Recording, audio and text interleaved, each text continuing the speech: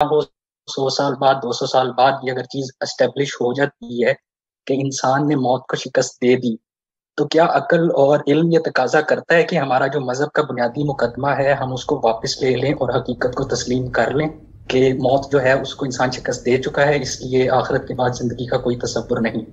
اس بارے میں تھوڑا سا ذرا اصولی طور پہ بتا دیجیے گا کہ اگر کسی بھی بنیادی مذہب کے مقدمے کو شکست دے دی جائے کسی بھی علم کے ذریعے، جو اب تک نہیں ہوا لیکن فرض کر لیا جائے، واضح ہو گئی بات، واضح ہو گئی، شکریہ بہت بہت جی سر۔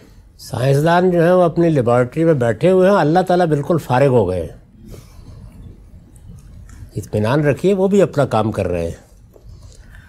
کوشش کیجئے کہ سائنسدانوں کو یہ اطلاع کر دیں کہ اس کائنات کا خالق موجود ہے اوپر، اور اس نے اپنی کتابیں نازل کی ہیں، اور اس نے بتا دیا ہے کہ وہ ایک دن اس پوری کائنات کو برباد کر کے رکھ دے گا اور اس کی جگہ ایک نئی کائنات بنائے گا۔